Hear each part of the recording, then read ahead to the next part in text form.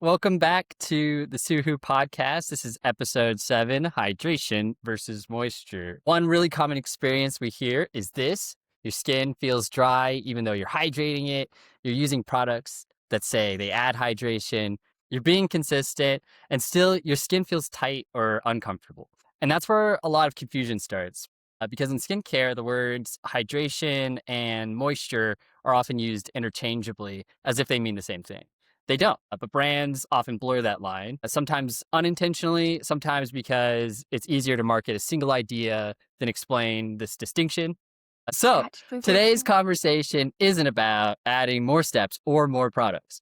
It's about understanding what your skin actually needs and why those needs can change depending on the environment and the context. I think a lot of people get confused between the two because they honestly just sound very similar, right? Like hydration, moisturization, right? They are both related to like water content in your skin, but like in a biological sense, like hydration really refers to the water content of your cells. And so when we're thinking about just adding water to our tissue, it's kind of like just thinking about like filling up a bucket and there could be a hole in that bucket, right? Just because we're adding water doesn't mean that that water is actually going to be contained, and our skin may not feel moisturized just because we're hydrating it. And I think we're going to kind of dig into that throughout this episode and kind of talk about what you can do to hydrate your skin and really like get that like plump moisturized feeling versus just adding water that then evaporates.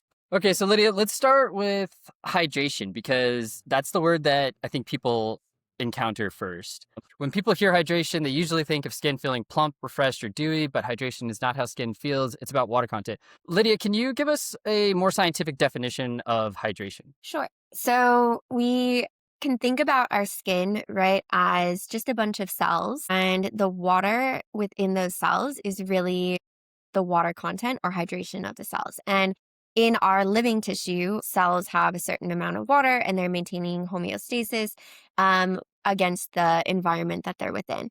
But in the skin tissue, we know that as we reach towards the surface of the skin, those skin cells are not really alive anymore, right? But they're still providing the structure of the barrier between the inside of your body and the external environment. And so when you're thinking about water content of the skin barrier, you can really think about how we're kind of in this constant battle with the external environment to keep that barrier hydrated. And so if you are in a dry or cold environment, you're going to have additional transepidermal water loss, or basically just evaporation of the water from your skin tissue into the environment. And you can think about the skin tissue at the surface as really working to like hold in this water, hold in this hydration. And the way that it does that is through these natural moisturizing factors, which are molecules that are found naturally within your skin. And then also through the skin barrier, like natural oils and fatty acids and ceramides. And really like the water content of this barrier is maintained that way through the oils in your skin. And so you can kind of think about your skin being hydrated as being the literal water within your skin, but then the sort of moisturized plump feeling is more from the oils providing that like moisture, that like ability to retain the water and actually Wait, hold up. I like feel like we're prevent. bleeding into section 2 Oh, here. we're playing. Cool. Are we not? Uh, no, I think you're right. Let's see. Let me do it this way.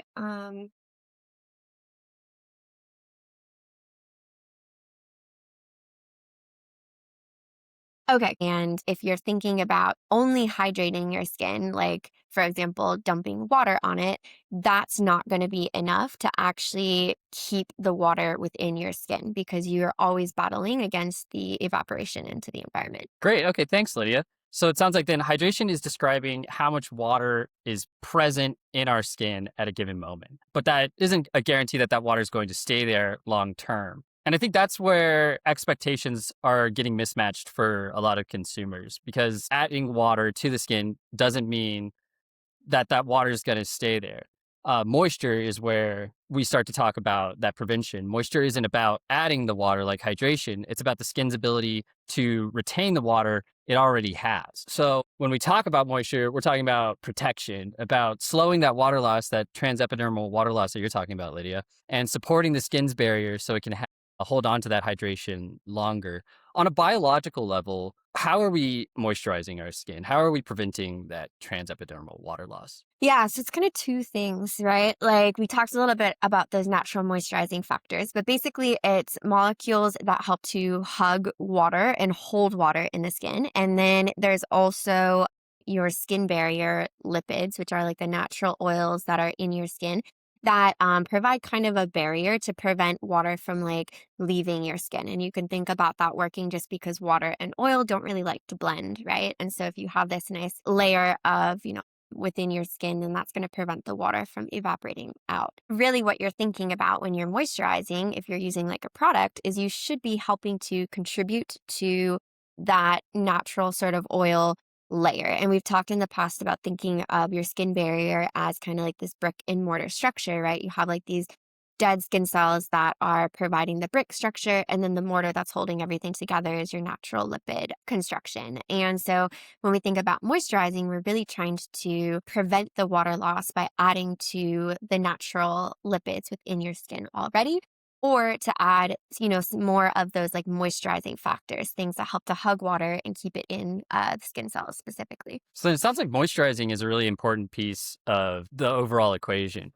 I'd like to take a moment now to zoom in on the lived experience. A lot of people, they're doing everything they've been told by the skincare industry. They've got their hydrating serums, the mists, the lightweight lotions, and still their skin feels dry and they're frustrated or confused. They feel like their skin is unpredictable. But it sounds like on a biological level, what's really happening is that you're adding that water and it's leaving just as quickly. In dry environments, especially winter, water loss is accelerated. Indoor heating lowers humidity, cold air holds less moisture, hot showers can be stripping, wind increases evaporation. Even hydrated skin can feel dry if it's not retaining that water.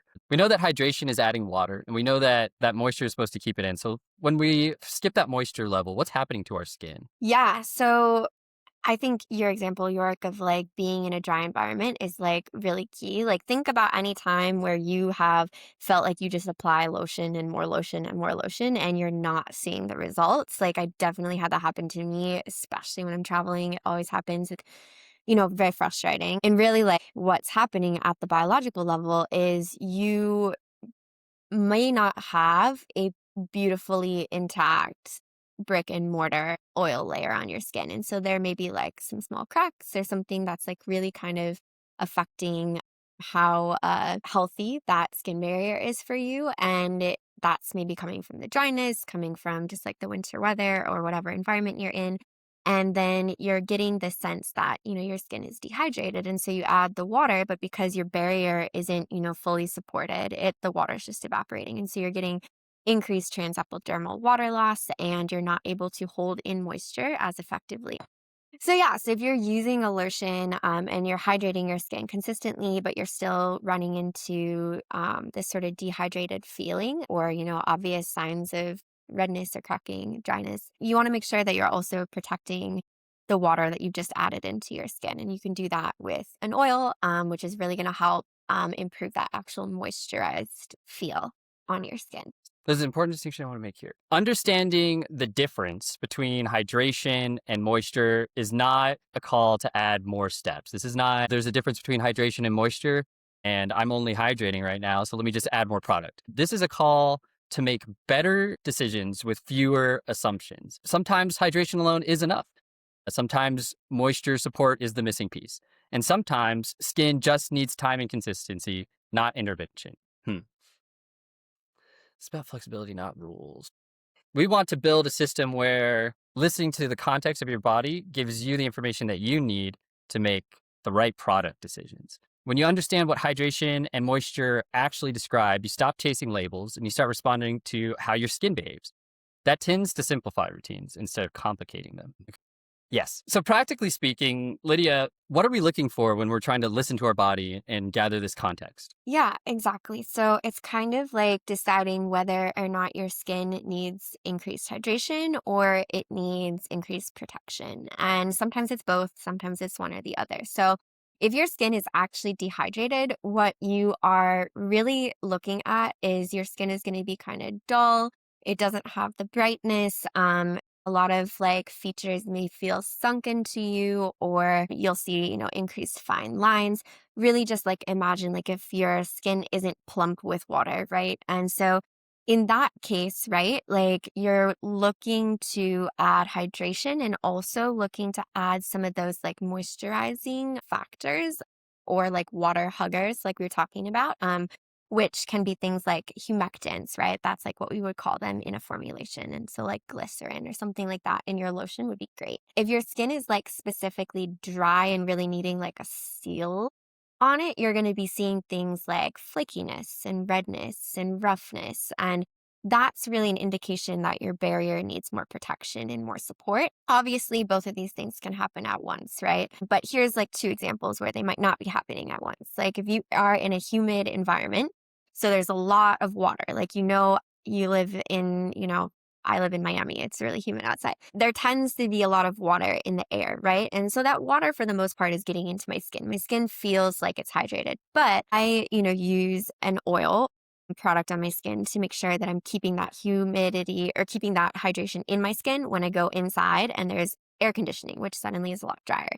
But if you're in, winter air, you may need additional hydration, right? And also on top of that, you may need to think about adding, the oil or something to like really seal in that moisture. So it just kind of depends on the environment and what you're feeling with your skin. My suggestion would be to start with both if you're unsure, right? Like it doesn't hurt to do a lotion followed by an oil, especially if then you can kind of tweak it as you see your skin respond in a positive way. So yeah, that's kind of practically where I would start.